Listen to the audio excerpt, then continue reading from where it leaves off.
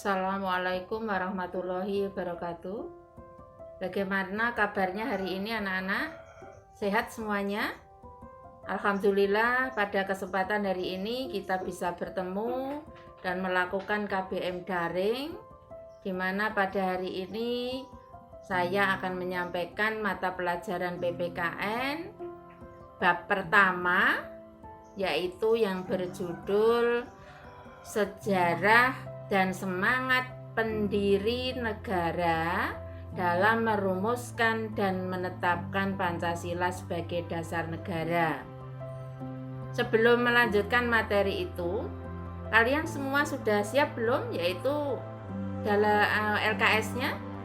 Silakan untuk dibuka bab 1, yaitu halaman 1. Silakan untuk dibuka.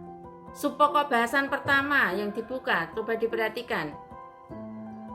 Sudah semuanya siap? Kita mulai.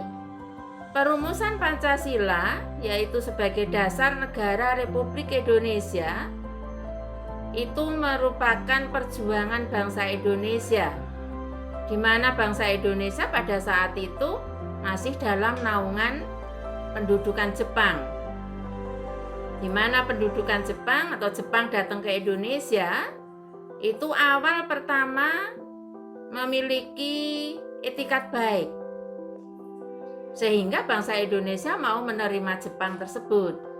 Namun demikian ternyata lebih kejam daripada Hindia Belanda.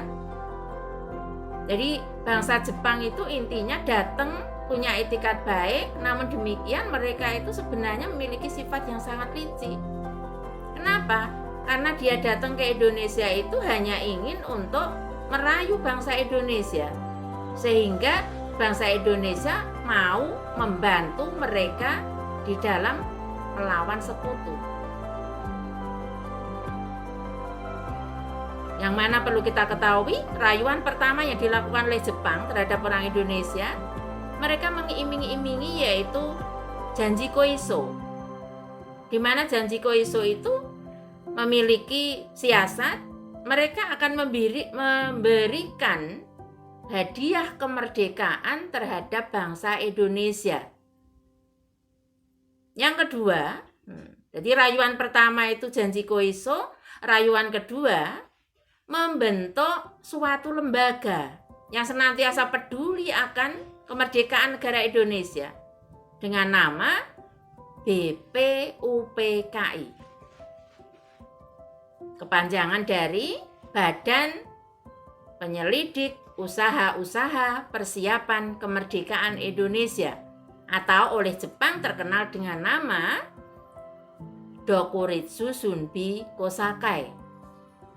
Nah, adapun BPUPKI tersebut dibentuk pada tanggal 1 Maret 1945.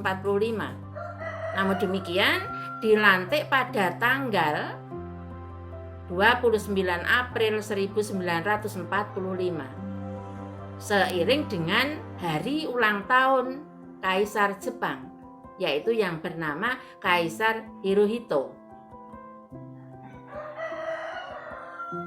Yang mana perlu kita ketahui bahwa BPUPKI diketuai oleh KRT Rajiman Widyodiningrat.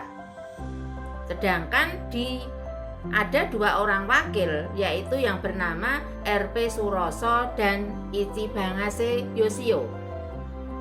Nah, setelah itu RP Suroso diangkat sebagai kepala kantor tata usaha BPUPKI yang dibantu oleh Masuda Toyohito dan Abdul Ghoffar Pringgodikdo. Adapun anggota dari BPUPKI terdiri dari 62 orang. Sedangkan yang 7 orang itu adalah dari perwakilan pemerintah Jepang, di mana 7 orang itu sebagai anggota pasif. Artinya mereka hanya hadir sebagai pengamat.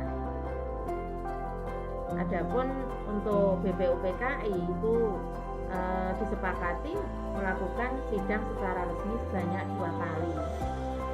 Sidang pertama itu dilakukan pada tanggal 29 Mei sampai 1 Juni 1945 dengan agenda yaitu pembahasan tentang calon dasar negara Indonesia, di mana diajukan oleh 3 orang tokoh sebagai perumus calon dasar negara.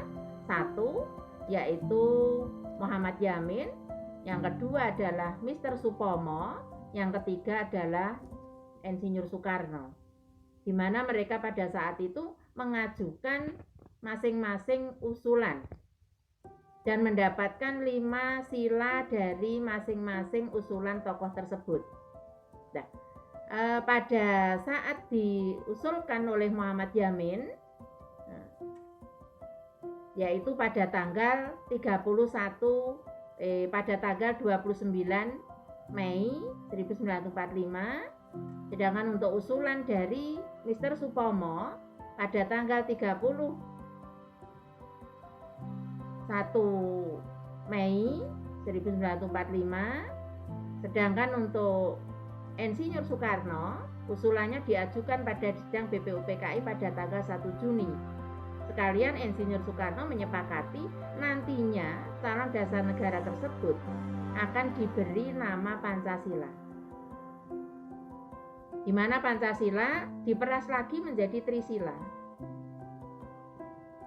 Trisila yang isinya sosio-nasionalisme, satu, isi Trisila maksudnya. Yang kedua adalah sosio-demokrasi, yang ketiga adalah ketuhanan.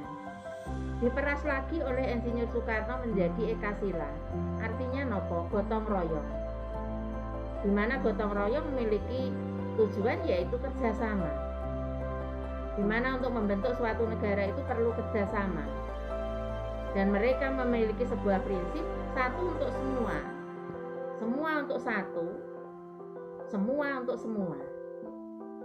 Demikian materi yang dapat yang Bumin sampaikan kali ini. Apabila nanti ada yang kurang jelas bisa memahami LKS yang kalian miliki. Sedangkan untuk selanjutnya ada tugas yang perlu kalian kerjakan di LKS, yaitu halaman 8. Itu ada tugas kelompok di situ. Karena ini pelaksanaan KBM daring, terasa tidak mungkin, makanya itu dikerjakan secara pribadi, disalin dalam buku tugas yang nantinya akan saya periksa pada saat pertemuan tatap muka. Sekian penjelasan dari materi hari ini. Apabila ada sedikit kesalahan mungkin dalam penyampaian materi dan lain sebagainya, Bumin mohon maaf yang sebesar-besarnya. Saya akhiri sampai sekian. Assalamualaikum warahmatullahi wabarakatuh.